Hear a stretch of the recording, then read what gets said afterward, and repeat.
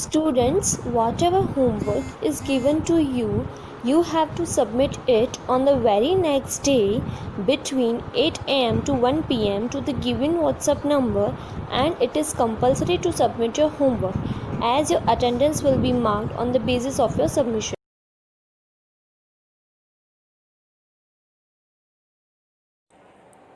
Chapter number 3: Synthetic Fibers and Plastics. Now we will start our lesson with an activity. Let's get going. Look at the items given below and tick the ones that get crumpled and may not need ironing. First is scarf. Scarf में सिलवट पड़ती है, हमें इसे press करने की ज़रूरत पड़ती है, आयरनिंग की ज़रूरत पड़ती है? नो। तो इसको हम क्या करेंगे? क्रॉस लगाएंगे। Number 2 is socks. क्या सॉक्स को प्रेस करने की ज़रूरत पड़ती है? सिलवटें पड़ती हैं इसमें? नहीं, इसलिए हम इसमें क्रॉस लगाएंगे। Next is tie. Tie crumpled होता है, इसे भी आयरनिंग की ज़रूरत होती है, इसीलिए हम इसे टिक करेंगे। Next is sari. साड़ी भी क्रम्पल्ड होती है, इसे भी आयरनिंग की ज़रूरत होती है, इसीलिए हम इसे टिक करेंगे। We have seen that shirt, tie and sari need ironing, while wool, socks and bag do not need ironing. हमने देखा शर्ट, टाई और साड़ी क्रम्पल्ड होते हैं, रिंकल्स होते हैं, उनमें सिलवटें होती हैं और उन्हें हमें प्रेस करने की ज़रूरत पड़ती है, आयरन करने की ज़रूरत पड़ती है, जबकि स्कार्फ, सॉक्स और बैग को आयरन की ज़रूरत नहीं पड़ती है। So why clothes get wrinkled? ये कपड़े क्यों रिंकल्ड होते हैं, क्रम्पल्ड होते हैं और क्यों उनको आयरनिंग की ज़रूरत पड़ती है? Our clothes are made up of fabric which is made up of molecules held together by bonds. When your clothes gets warm or wet, the bonds are broken. As they cool or dry, the bonds reattach. Let's just say these new bonds can really put on wrinkle in things. हमारे जो कपड़े हों fabric के बने हुए हैं और fabric molecules से बना हुआ है। ये जो छोटे छोटे मॉलिक्यूल्स बॉन्ड्स के द्वारा अटैच्ड हैं, जब ये कपड़ों को गर्म चीज़ मिलती है, गर्म पानी मिलता है या वेट मिलता है, तब ये बॉन्ड्स क्या करते हैं? ब्रेक हो जाते हैं और फिर से कपड़े जब कूल होते हैं, ड्राई होते हैं, तो इनके बॉन्ड्स रीअटैच हो जाते हैं, जिसकी वजह से इनका न्यू बॉन्ड फॉर्मेशन की वजह से क्या होता है? रिंकल्स फॉर्मेशन होता है और क्रम्पल्ड होते हैं और फिर हमको इनको प्रेस करने की मीन्स आयरन करने की ज़रूरत पड़ती है। Fibre and fabrics. If you examine a fabric, you will see that the fabric is not one flat continuous piece of material. Instead, there are narrow threads arranged closely to make up any piece of cloth.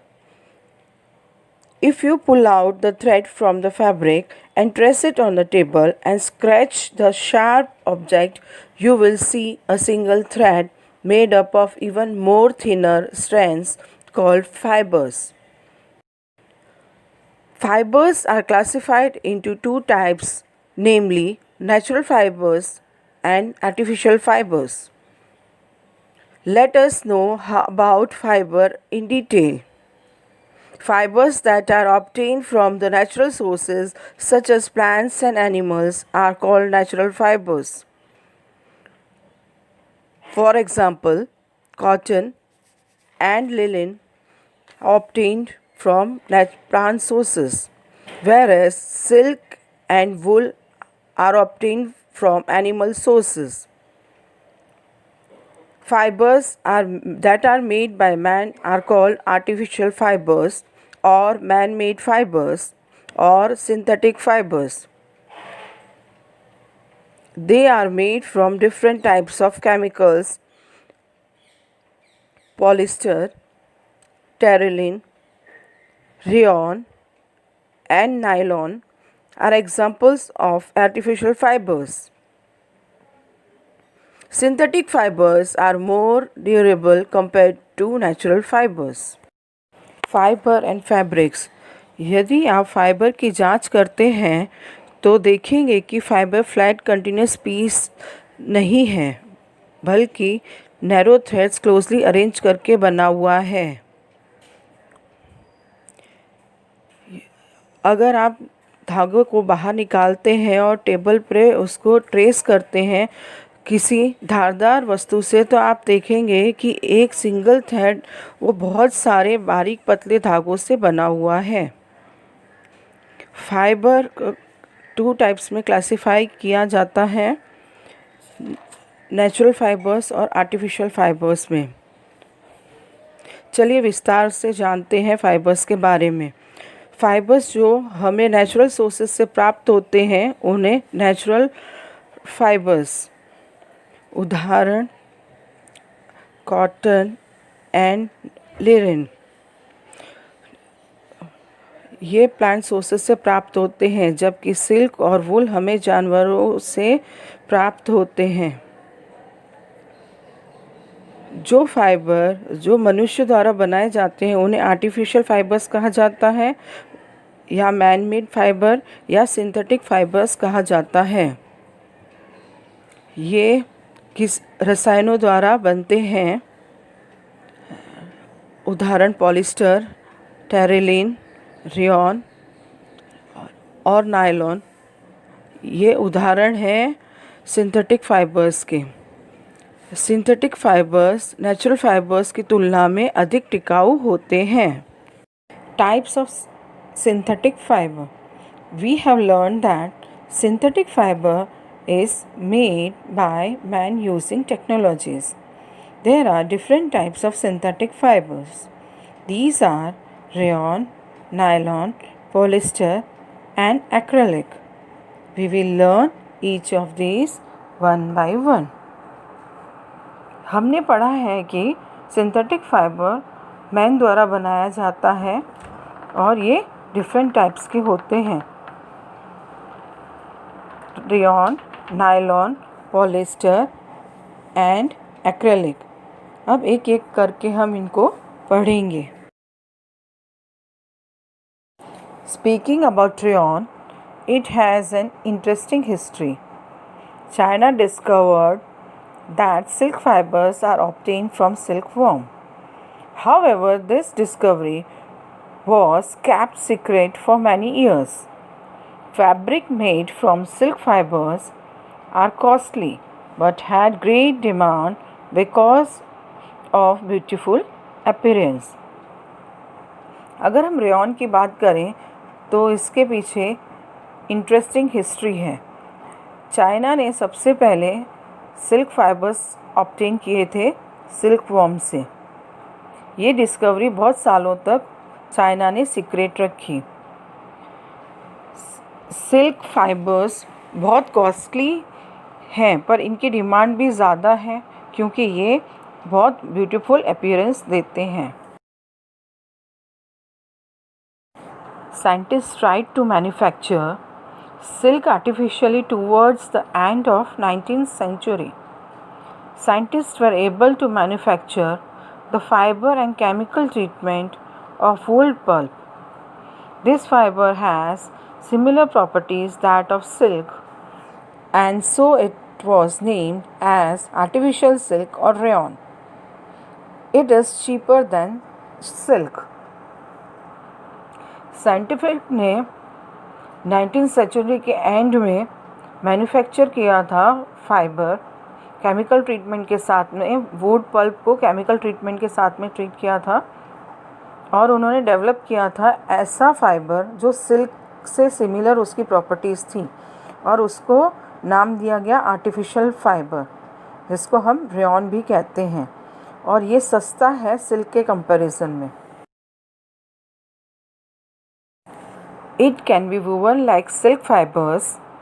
It can be colored similar using its dyes. Uses.